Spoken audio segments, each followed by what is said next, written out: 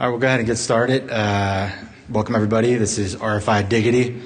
I'm Fran Brown. I'm a partner at Bishop Fox, a security firm that helps companies secure their networks and applications. I got some pretty fun stuff for you here today. I was just mixing it up at the end there a little bit and adding some of the newer slides to the beginning just to front load a little bit, because I realized in looking at the abstract, I kind of took on a lot of things. So just in case we don't get to everything, we'll at least go over some of the new stuff as well. New.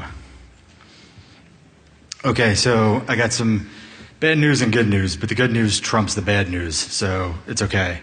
For those of you that noticed in the abstract that it said that we'd be giving out 100 circuit boards for the new backdoor version of the Tastic RFID thief, I didn't get it in time to get it printed for this, but it's probably for the best.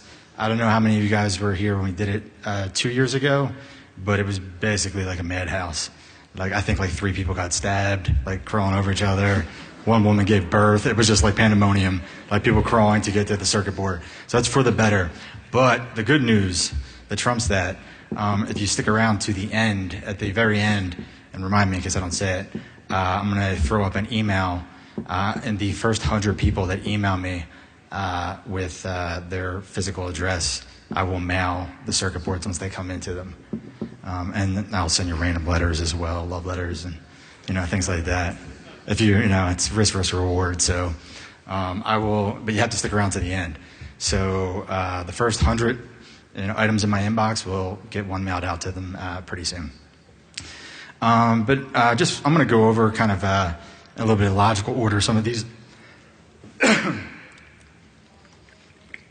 RFID issues, but in the beginning here, just to kick things off, I kind of want to highlight a few of the newer tools. So with this talk, what I want to do is, in doing research for this, to do practical penetration tests, and I've always had the issue of you have to read, 100 things before you get to the answer that you want. So this is to be the best of tools and techniques and what you need to know as a pen tester for doing RFID hacking. In this case, HF and UHF. And there's a few new tools as well, in addition to some of the best in the breed. So I mentioned that I was creating and it's getting pretty popular right now. I saw at Black Hat, the guys released the BLE key. Are you guys in here? Guys that did the BLE key? Yeah? Okay. All right, cool. So yeah, so something similar to that, and we've seen some things before as well, but basically weaponizing the Tastic circuit board to be a man-in-the-middle device that, instead of weaponizing a reader, how many people have seen my last talk? I'm assuming a lot, or if you're in here, they're interested in RFID. So basically, I created the circuit board to weaponize a reader, and it just reads the reader standard input. And I realized afterwards that, hey, you can make it actually as a backdoor device as well. And instead of putting it in your own reader, you creep up at 3 in the morning to the building that you're trying to break into and pop the lid off a reader and plant it in there instead and close it. And it can capture badge values as they get them by just actually tapping into the wires. So I was like, okay, I have basically what I need already. This goes into a reader, this reads it, this Tastic circuit board. If only I could make it smaller and maybe hook up Bluetooth to it or something like that. And then I was like, oh, we shrunk. Or how many of you guys are familiar with Arduino? I was looking and I was like, let me see. We shrunk the Arduino and we added Bluetooth capability. I was like, that is exactly what I'm looking for. Awesome. That made it a lot easier. So I'll be releasing the schematics, basically a much stripped down version, just using this Arduino without the SD card to make it small and that you can plant into any reader. Quickly going through a few other things that are new. I'll get into more detail on them. We were just in a blog post on this, but as we'll see, some of the traditional RFID hacking techniques involve trying to secretly walk by somebody and steal their badge information, make a fake copy of their badge, and then break into a building.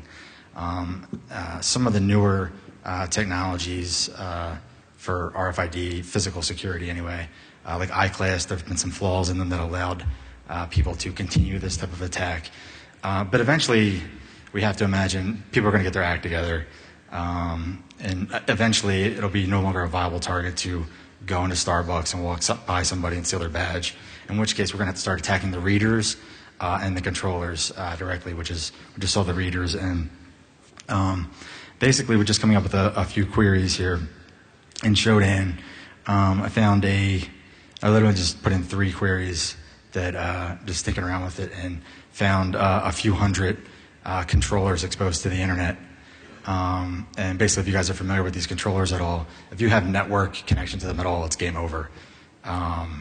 There's basically, they have default credentials that they can't change of root and pass, username, and if you change it, it actually breaks the product.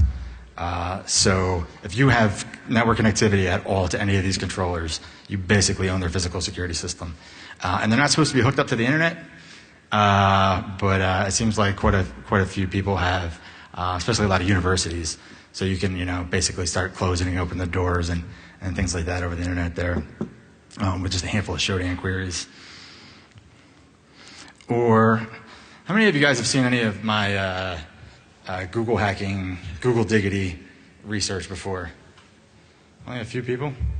Okay, the origins of the Diggity name. Basically, this is a search Diggity, and one of the tools in it is Shodan Diggity, which allows you to just hook up to the API for Shodan and quickly do some queries.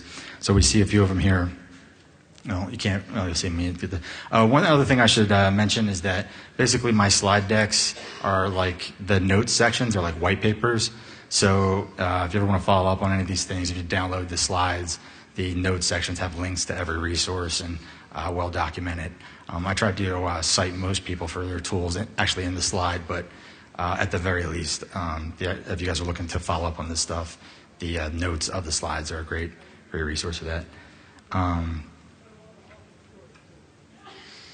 So using that, just ran it, and basically these guys have Telnet and FTP, and they have a nice web interface open for, I believe this was for a college dorm. But basically, this took me all of 2 seconds to put this together, and quickly found them in Shodan, and just by browsing to them, if you actually mouse over any of the doors, it gives you a pop-up of the last valid badge. What you can see there that logged in. So it's not really necessary anyway, because you can just open the doors from this interface. But it's just one of those things where it never ceases to amaze me what people hook up to the internet, which you can get access to. So that is in the controllers, and I came up with a few scripts that were based on Brad. I've never heard him pronounce his last name. Is Brad in here from McAfee? Does RFID hacking? And Tanowicz? Yeah. I'd butcher his last name. But basically, Brad, and when I get into it, you'll see some links to his research, has done a lot with attacking readers and controllers. And he had one script that went out and can query them and get the exact version of the controllers, and one at a time. And I'll be releasing on our GitHub a few random RFID hacking scripts for things like that. So being able to feed a list of a couple hundred IPs to the script, and it can go out and actually query it and figure out what kind of controller it is, what's its version, and things like that. These are just some of the stats from me just messing around for like an hour. So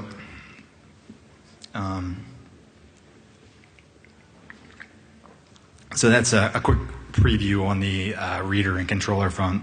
But getting back to the traditional type of attacks that we covered in the last talk with the low-frequency RFID hacking, you get to our base methodology, which is still extremely effective of, if you want to break into a building, if you're looking at physical security systems that are RFID-based, you got 3 simple steps of, first, you want to steal somebody's badge information. Second, you want to create a copy of it. And then third, you go and break in, and to minimize the amount of time that you are a trespasser, you want to plan a back door so that you can get out as quickly as possible and maintain your presence. We've seen before, I hooked it up for the low frequency, the hit procs and Indala proc stuff. Some of you guys might have seen this, but this is the I-class R90 long-range reader. which without any modification at all, if you already have a Tastic RFID thief circuit board, you could just hook it right up to this I-class long-range reader and still accomplish that type of attack for most people out there. And cloning, and I'll get into a little more details about it, but there's a number of cloners that have come out based on some of the vulnerabilities in I-class, and the quickest and easiest that I've come across is the one that you buy from China. It's funny, in trying to, I mean, this is like by far the easiest, like just point and click, making clone copies of high frequency I-class cards. But he's like, you have to do a bank transfer to China, and he had all these requirements and stuff like that, which could turn some of you guys off to wanting to do it. I was getting some weird looks in the office when I was like, yeah, so yeah, how do I transfer to China this amount? And you know, people's ears were perking up. But I ended up just sending the guy the money via PayPal, even though he didn't say that was an option, and he sent me the thing anyway. So FYI, if that was what was stopping you, just send it to him via PayPal, and I'll hook you up with it.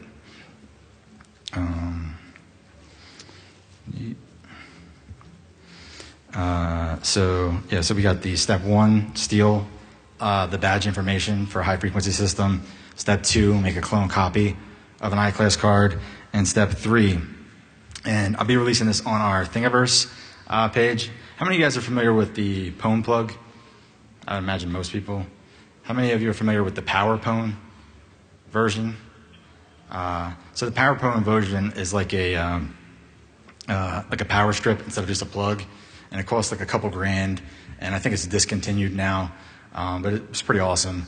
But even when you can get it, it's like $2 grand. So I finished the designs, and they'll be out there. My printer broke after printing the bottom half. It's going to be 2 halves, but basically I created the 3D prints top and bottom half to create a custom case for a Raspberry Pi that's like the Power Pwn. So you can buy a $35 Raspberry Pi, print out the 2 halves of this 3D file that y'all throw up on Thingiverse. And that's our Bishop Fox Thingiverse. And go down to Home Depot and just grab a standard plug, and you can have a $2,000 Power Pwn for like $40. Yeah.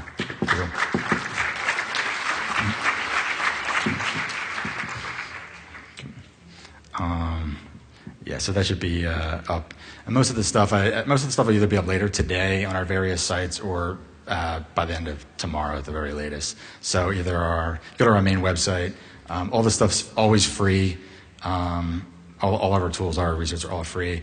The website's the best place to go, and that'll link you to either our GitHub or our Thingiverse for 3D prints, or our YouTube for tutorial videos and stuff like that. So you got step 1, 2, and 3 for a high frequency system. How many of you guys have been watching Mr. Robot? It's freaking awesome, right? It's unbelievably awesome. How many of you guys saw the episode where he used the Tastic RFID thief? Basically, if you look at their plan for taking down Evil Corp, it was 3 steps that they basically had. And I figured I could show you guys. I got a couple videos here.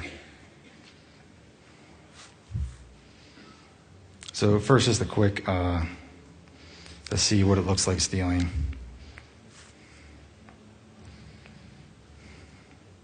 So just an I-class card, and just with the normal Tastic RFID circuit board, it goes ahead and grabs it and stores it and gives you everything that you need. I don't know if you'd see it there. I'll blow it up later. I don't have time. But basically, it's card number 14569.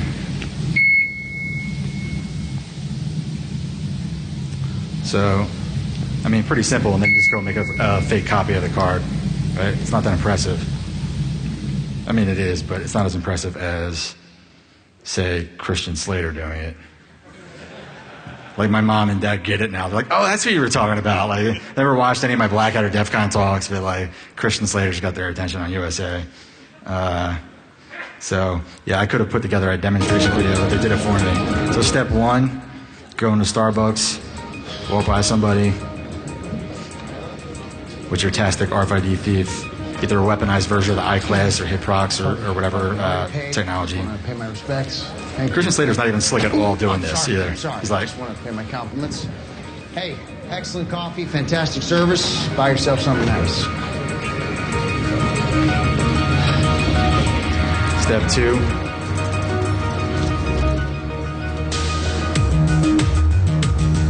Make a clone version of the card. Steel Mountain. We're trying to penetrate a data security facility whose tagline literally is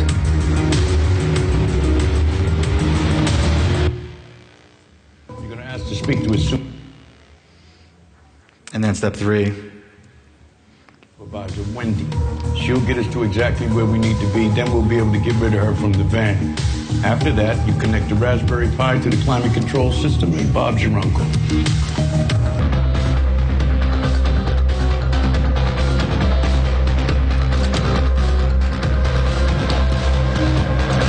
Step 3, plant a back door.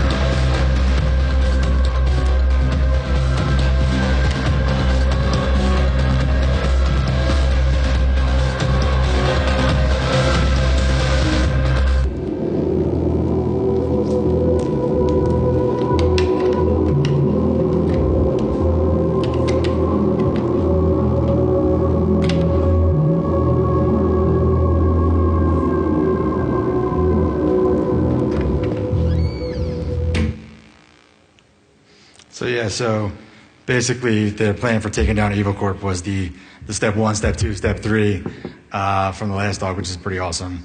But it's simple, but it's pretty effective. In case you don't want to, I mean, they're not too slick. I think he's got caught a couple times doing stuff.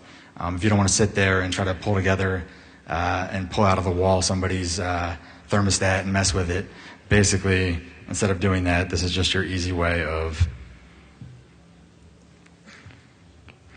this will just be your easy way to go ahead and drop something instead of trying to pull the whole wall apart. But basically, the end result is the same, trying to plant a Raspberry Pi as a permanent presence on their internal network. Cool. So that's just a quick brief over some of the newer things that we are releasing or just released so far. So what am I talking about here?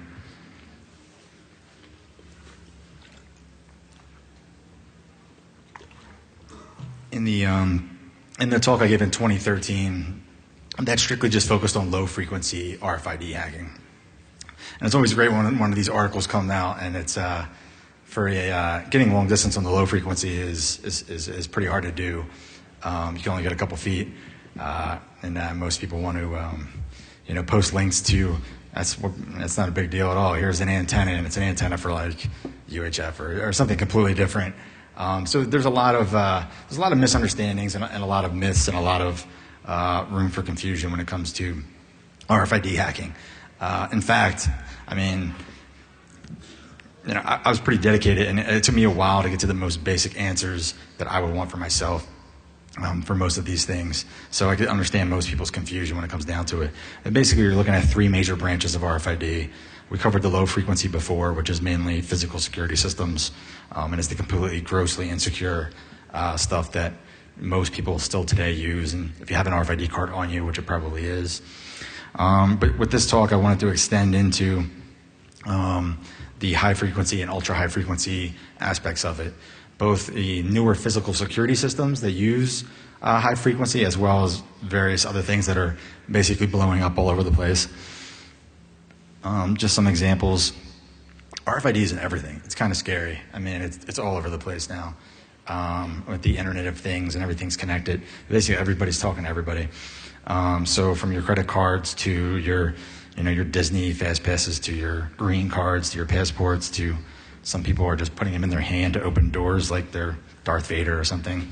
Who would? I don't know who would do it. I mean, it looks cool, but that's got to be, yeah. To hospitals, or especially, which is kind of scary. I just noticed in the airport on the way here. I mean, the vending machines are all RFID based. Mobile payment systems are NFC, and NFC is basically high frequency, same frequency as high frequency. I'm even seeing like weird things. Somebody in my company found a secure hard drive, which you see there in the top row, second from the left, that basically to utilize the external hard drive, you have to have an RFID badge near it for it to unlock it. So you're starting to see in all kinds of weird applications. Enhanced driver's licenses. How many people's hotel room key, while they were in Vegas, was RFID? You're starting to see more and more have them, especially in Vegas. But I imagine in a couple years from now, most hotel keys are going to be RFID based. So these types of attacks are only becoming more and more useful.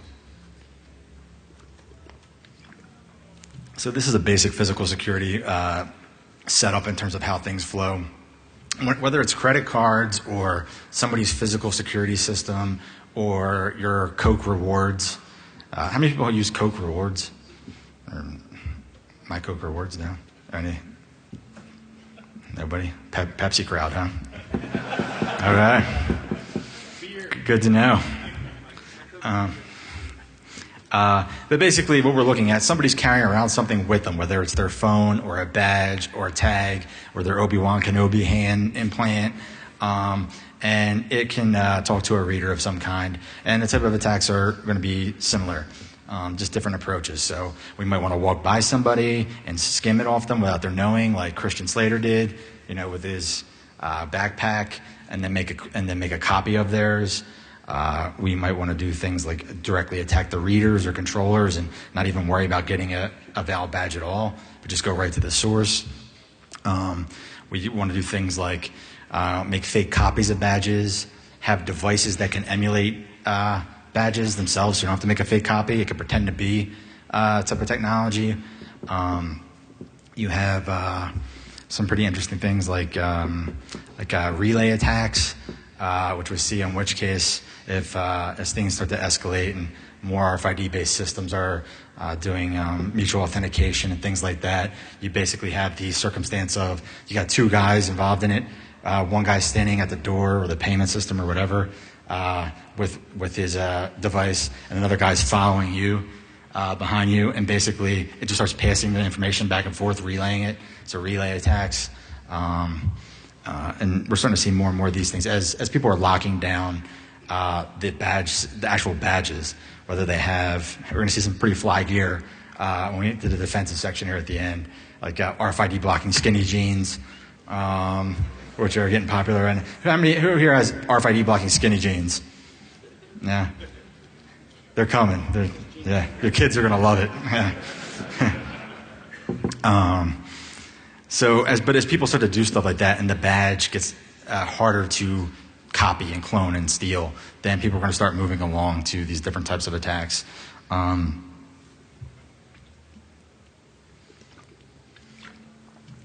Maybe we can't steal a badge. Can we brute force badges? Can we guess? If we know one badge number, can we guess the next values? Can we predict? If I bought one Disney ticket that was an RFID badge, can I predict what the next 3 sold are? Can you predict values? So, I mean, no matter what the uses are getting diverse and crazy, but the types of thought process and things that you want to do to them, or how you'll come about attacking them, are pretty much the same across the board.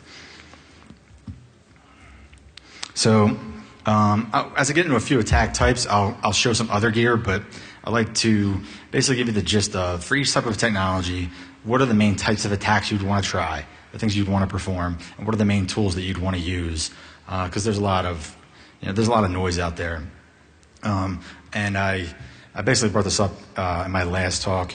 For years, due to good reasons, during kind of the heyday of RFID hacking, you could read a million articles about certain tools, and this tool did this and all these things, and you find 100 articles about something that doesn't exist. And it never got released. All there is a photo of it on the internet. And you're trying to find you're trying to do a penetration test. You're trying to find an actual tool that can help you right now. And you got to the first 500 Google hits are all to referring to a tool that was never publicly released. So it's a lot to sort through. These are some of the ones I covered before.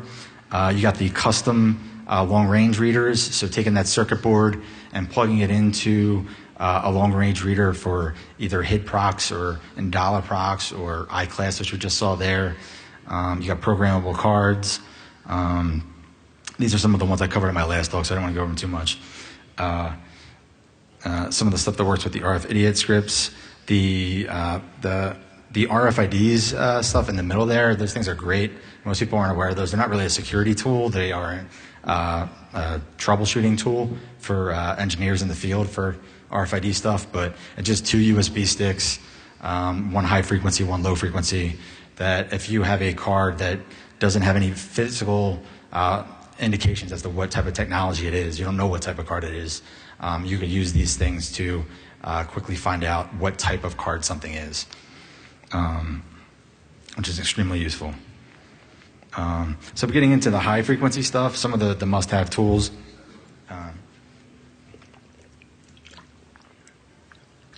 Does it look a little blurry? Yeah, anybody? A little blurry?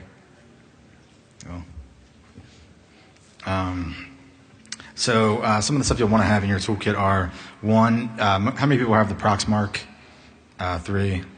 Proxmark's like one of the main tools that you get, but basically making sure that you have the high frequency antenna to use that for some of its tools.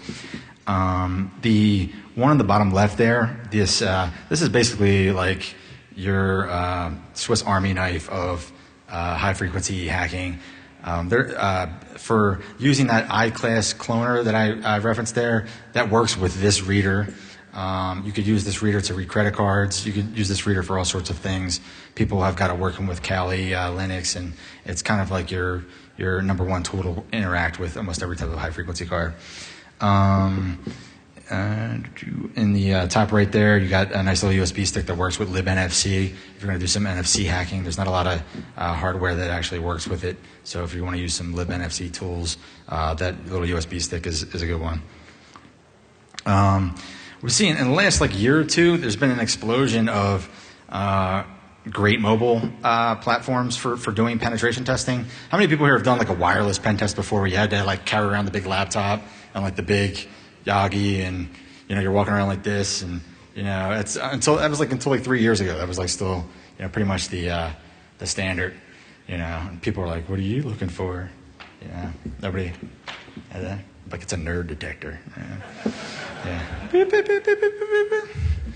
Yeah. But it's been great. In the last couple of years, you've seen the Pony Express through the Pwn plug released the Pwn Pad, which is an Android Nexus 7 with their custom image already on it, with a lot of pen testing tools, including some RFID hacking tools, wireless tools, Bluetooth tools. Even more recent, and I think even less people probably know, how many of you guys have heard of Kali's Net Hunter? Decent amount, maybe 10% of the crowd or something. It's relatively new. I think it's probably less than a year old. But basically, Kali released some images for some various Android tablets that you could just load onto the Nexus 7 or Nexus 10 there, and it's Kali Linux on an Android phone. So things are finally getting good, and you can see how this is appealing from a RFID hacking standpoint, where you're physically trying to break into a site, you're physically at Starbucks like Christian Slater, trying to pull a move, to have small portable devices that are actually highly functional. This is, it's a good step in the right direction. Also, the Proxmark, which I mentioned, there's again the slides have a number of references to all these blog posts on people that have put this together for how to run the Proxmark from your Android phone or something like that. So if you're using that to make your fake copies, you could just pull out your phone, connect it, and it's a little more convenient than carrying around a big laptop. Cool. I mentioned before the Proxmark. This is just a set of some of the commands in terms of high frequency. Just to give you an overview. These things, the Proxmark's like a Swiss Army knife of it can read cards, simulate cards, clone cards, emulate cards. Has a high frequency and low frequency antenna. Basically, it could do anything. Its one limitation has always been distance, which is why we came up with the Tastic RFID thief, to be able to steal somebody's badge from further away. But that's pretty much one of its only limitations. It can pretty much do everything. Just some of the overview of the high frequency commands. The RFIDeas scripts from Adam Laurie. always update it. It's a library of Python scripts for doing various RFID hacking things, and it comes loaded with Kali Linux. So if you want to get up and running really quickly, you can just download the Kali Linux VM image and get some hardware that works with it and be up and running extremely quickly. And the readers, which I mentioned, the RFIDeas Tools, which you could use to scan to figure out, this is my card for work, or this is my card for my parking lot of my apartment, or something like. It doesn't have anything on it that will let me know what type of technology it is. You could just use these with no software to figure out what type of technology it is, so that you can then steal it, make a fake copy, and give free parking at your university to all your friends, or or whatever you want to do, type of thing. That's what it's good for. So, just getting into some of the stuff that we covered. Again, with a lot of these things, and especially with the high frequency stuff, it's getting harder. The I-class, there was a reader that I showed, but it's again coming back to one of the biggest limitations is getting distance. Even as people come up with ways of breaking some of these technologies, what we've always seen is, oh my God, this is so broken, and makes all the headlines, and it ends up being that you have to get within a centimeter or two to actually steal somebody's badge information. It always is kind of glossed over, which is, for those who've seen my talk before, what I refer to as the ass-grabbing method of RFID hacking. That in this is from a lot of slides, videos, presentations. Like, it's always like, this technology is so broken. Look how easy it is to steal somebody's information.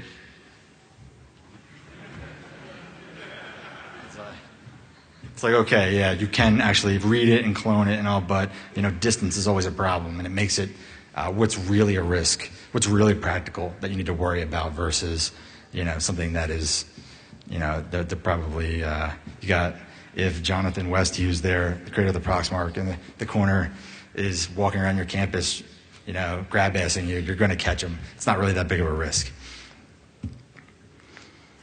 So we have these circuit boards that we saw earlier that weaponize existing RFID readers. Some of the early problems that the tools that got talked about, there's a million things for. Some of the main reasons they never got released were due to being threatened with basically patent disputes. Like, oh, you created a reader that reads these cards to steal them, that reads this type of card? Well, we have a patent on a device that reads these cards. You can't create a reader of your own. And that's what kind of stifled a lot of the release of the tools from 2007 to only a couple of years ago. So with this circuit board, you're not creating a reader of your own. You're weaponizing an existing reader. You're just tapping into the output of an existing reader. It's kind of how we got around that, and we're able to build tools that are actually practical for penetration tests. And what we're seeing here is,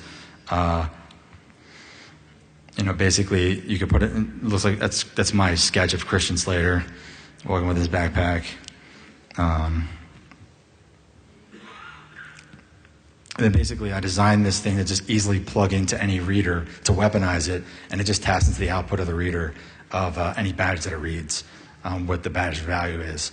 And it's I created it for only one reader to begin with, but now it plugs in the high frequency readers. It's still applicable, and basically I just changed it now to be a backdoor device that you could plug in and interpret the results of readers as well. So.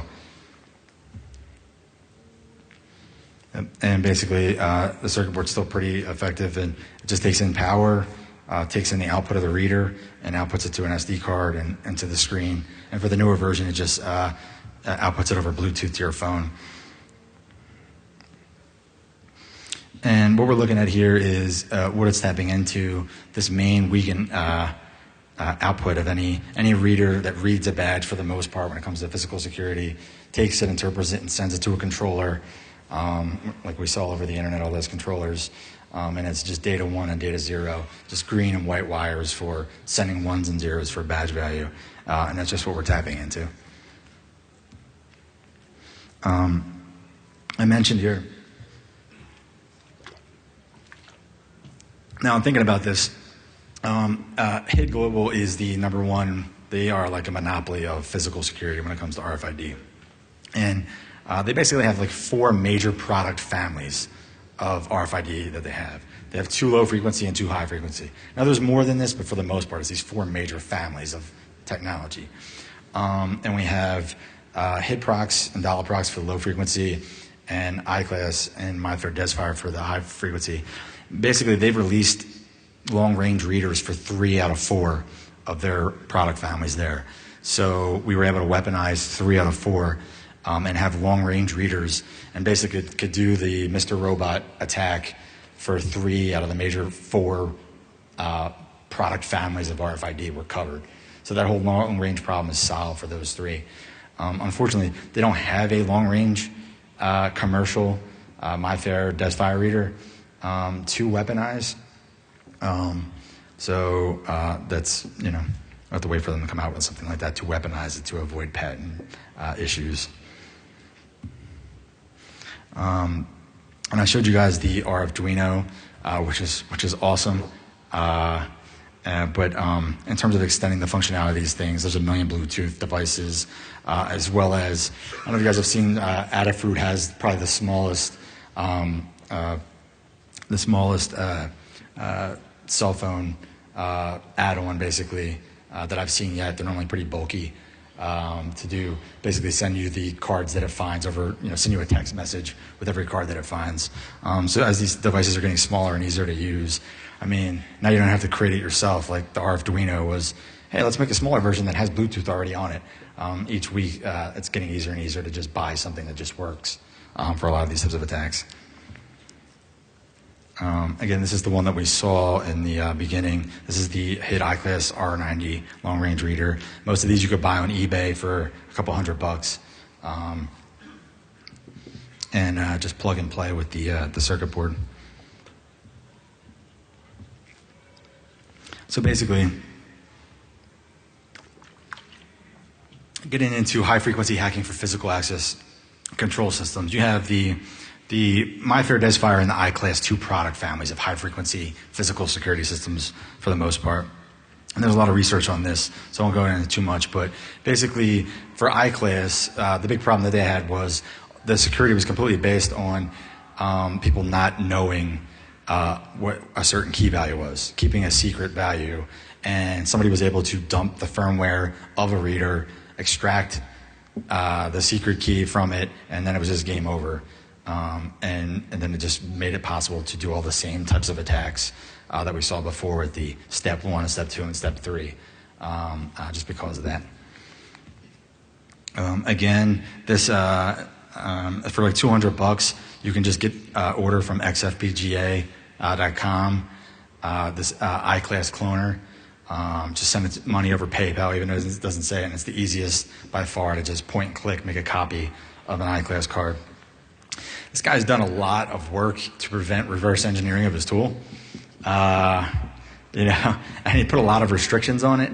I would say it doesn't allow, you can't attach a debugger to it.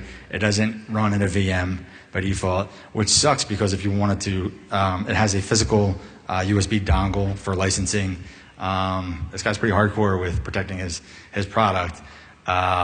Which, if you have, you know, if you want to share it with people in your company, you don't have to physically pass around a laptop with, you know, this cloner on it, or ship it out to somebody if you're doing a pen test. It's kind of a problem.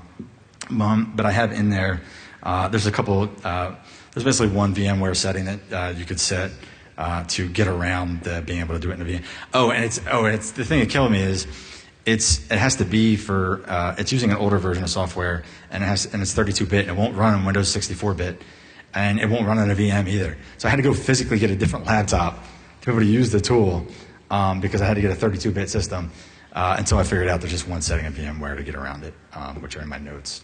So if you guys buy this, and just, you know, you can check it out so you can run it in VM.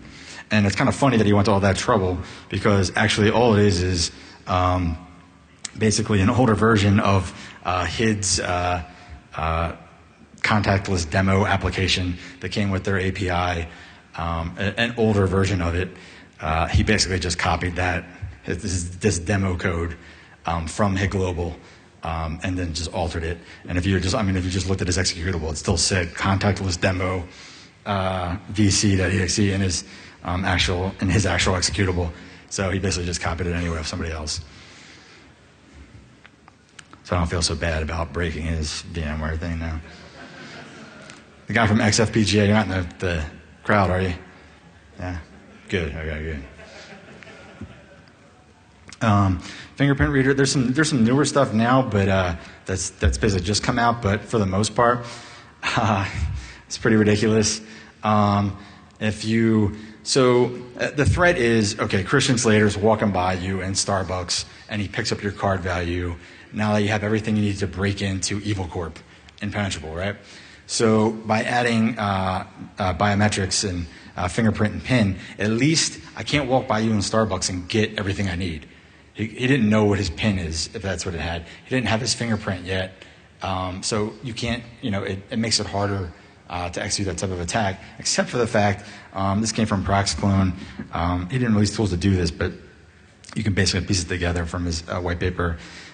Basically, by default, this bio class, the I-class biometric stuff, it basically, when you put your finger down, it just validates that your fingerprint that's right on there right now is the same fingerprint that's on the card. So, like, say Christian Slater took that guy's thing and it came up and it had that, Christian Slater would make a copy with that guy's card value that he stole, but with Christian Slater's fingerprint and Christian Slater's favorite PIN number, and it only validates it as the same on the card. So it completely makes it, useless. So if you get one of these readers, you can create your own PIN and take your own fingerprint and have those values, and then use some of those cloning tools like the XFPGA when you're making a fake copy to write your values for your fingerprint when you're doing it as well. So completely getting by most of that. And this white paper is listed there, has the exact values and where you would do that. Although biometrics in general, is Dan Petro in here? Dan the man. Dan has a lot of funny things to say about biometrics, but they really shouldn't be used in general when it comes to physical security, things like that. It's like a password that you could never change and that you leave behind on everything that you touch. You can't revoke it. It's the worst ever. You can't hash the values of those passwords because fingerprints aren't exact. So there has to be some fudge factor, and because of that, you can't hash them to somebody. You have to keep them in readable format. They're just terrible in general when it comes to trying to physically secure something.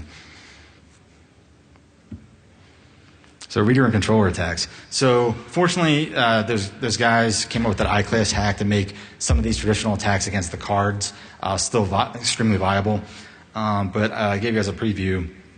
That Brad Antonovich that I mentioned, I'll have his thing here in a second. He's come up with some pretty cool tools, and I listed a few as well on if once your kids all start rocking the RFID blocking skinny jeans, and there's nothing you could do anymore, from that attack vector, you have to start going after the actual readers and popping the lids off them. People mention this one all the time, the Gecko from Zach Franken, and he basically, unless you're friends with him and he let you borrow it, it's not very much use to you. It never got released.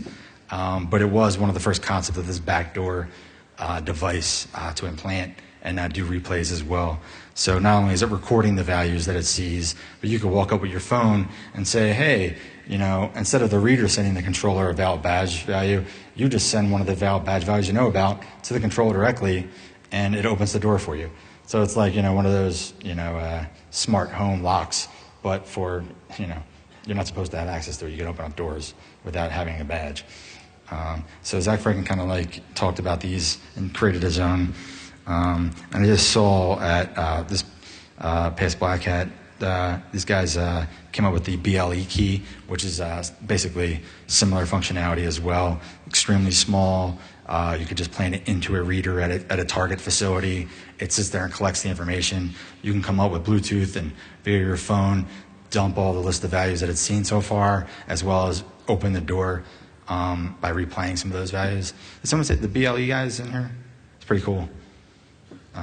So this just came out a couple days ago. You can see how small it is there. Kind of covered these, our Arduino. So that's attacking the reader, basically. You're coming up in the middle of the night, you're popping the lid off the reader, you're putting something in there or tampering with it in some way. The reader talks to the controller, which makes all the access decisions. So going after the controller, basically that's Brad's, one of his talks that he released these things on his GitHub. And basically a number of Arduino tools to basically do brute forcing to the controller. So instead of doing it over the air like the prox brute, going up to the reader, physically plugging in and brute forcing values, which is like 5 times faster, as well as a backdoor device of his own. And here's a few of them. But basically, being able to brute force, do the skimmer and emulator, which is similar to the BLE key and things that we mentioned. As well as a number of scripts to, if you have access to it, just open all the doors or dump out the cache of the controller and all these things. Basically, if you have network access to the controller at all, it's just game over for physical security. There are a number of other tools, HID releasing tools for scanning to identify these things on the network. How many people here run our physical security for a company?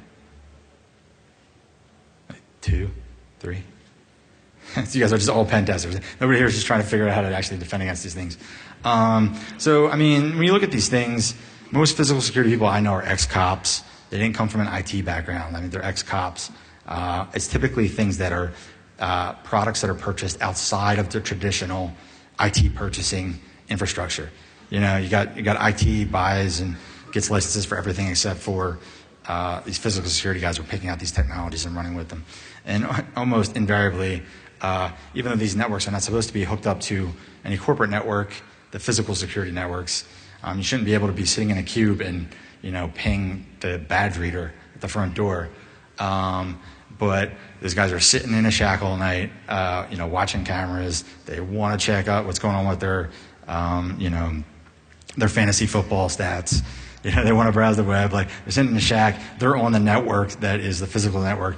Every single time they end up getting bridged in some way just because of that. Otherwise, like, all I can look at is the camera and the badges. Like, I'm sitting here in the shack all night. I'm going to check, you know, what my team's doing. So eventually these things, that's how they end up on the internet. That's how, like, when Shodan, you find a few hundred buildings that are open on the internet, that's how that happens. And they're getting easier to find because you have these tools, like this discovery tool that goes out in the network and finds them. They have their own querying language, as well as HID Global was nice enough to go ahead and register their MAC address. So basically, if you scan a bunch of devices, you can identify any physical security device on the network if it begins with 0006 80, which makes it nice. So as people do these, like, you know, mass scanning projects of the internet, and more huge data repositories of every single device on the internet, and querying them, it makes it a lot easier to go ahead and sort through them to find physical security devices. That's what you're looking for. Again, root pass. If you have access to it, telnet, web, just log them at root pass. It's going to be root pass. They can't change it for any of the major ones. You can, at that point, you can open all the doors, close all the doors, do whatever you want, dump badge values. So this is just some of the, for those of you who hadn't seen the PowerPone before, this is the PowerPone, which is, slides old, it was $2,000 before the end there, which now you get a free version.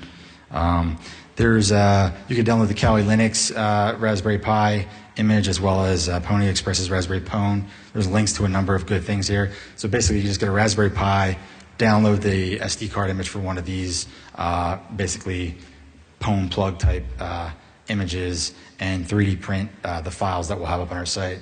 And for like $40, you're good to go with your own realistic looking backdoor, so you don't have to be like Mr. Robot and pull the wall apart and do all that stuff. And putting together, you guys have seen the Tastic 3D print, the Nintendo one? Basically, I just altered that. But this is like the longest thing I've ever printed.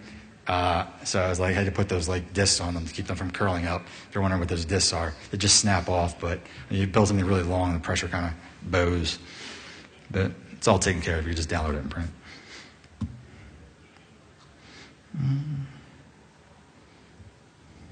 What are we doing on time?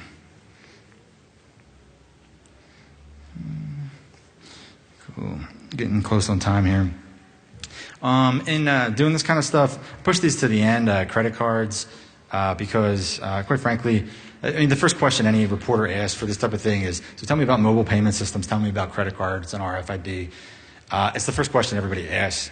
In all honesty, I mean, they're pretty locked down. It's probably like the least sexy RFID hacking that there is. There's really not a lot you can do to get over on the credit card companies. And it's interesting, and I'm always like, have Google alerts going, and you'll see some news article about critical vulnerability found in Apple Pay. And, and these researchers did this, and then you're reading through it, and you get 5 paragraphs in. And I just was reading this one, and it was basically people set up a rogue wireless access point and redirected their web browser traffic and said, please enter your credit card number. And it was for an iPhone. So they're like, so that was the headline, read like Apple Pay, vulnerability, all this stuff, and it had nothing to do with it whatsoever. And people were kind of stretching for that. Yeah, the credit card companies, there's basically not a lot you could do. There's a good blog there. It's highlighted the actual URL from Brad, who went through and analyzed what's on your card versus what's on it. The 2 best resources are that blog post there, as well as Kristen Pageant's talk on credit card fraud. If you read that one blog post and watch that one talk, it's pretty much gives you the best overall view of credit card hacking. And for the most part, there's things like dynamic CVV, and so if you're going to order a pizza and you put in your credit card number, your name, the expiration date, and your security code, when you're doing RFID, the security code is different every single time, and the credit card companies know what those values are going to be in order. So if I walked by you and I skimmed your badge value, and to every transaction I have to walk by you 4 times if I wanted to charge to your credit card 4 times, because I'd have to get the next 4 security codes. And then if you went and bought pizza or something with RFID before I did that, now you've presented a newer version of it, and I go present an old version, and they're locked down. Like your card just gets locked down. There's like not a lot you could do, so it's not really sexy. Passports and travel documents in general. There's a million tools for dumping out all the information on those. What's even scarier really is the ultra high frequency stuff, which are so you have passport books and you have passport cards. And the books are high frequency and the cards are ultra high frequency. And green cards are ultra high frequency, a lot of travel documents, 1 minute.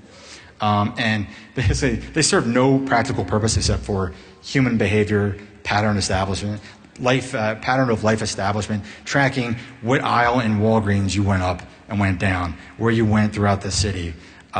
You can track them from miles away. Putting it in your enhanced driver's license, something you can't destroy because it's a federal ID, something you have on your person at all times. They could track wherever you're going. That's the only real purpose that it serves. It's ridiculous. And it has no security to it whatsoever. I mean, it's just a 96-bit value. And we see here, this is a tool you could use, pretty cheap to read and clone. They're also using ski passes. We made some copies of my buddy's ski pass, so you can just put in your helmet and go and go to the ski lodge, and that's how they read you. And it's just, if you can read it at all from several miles away, you could just read and copy. And I made a copy of my buddy's green card too, because anyone's looking for green card. Got it. You could, yeah. So defenses, you guys could read about these slides later. Here's the skinny jeans, and even blazers now. RFID blocking blazers for the business person on the go. But you guys can check out this, and thanks everybody.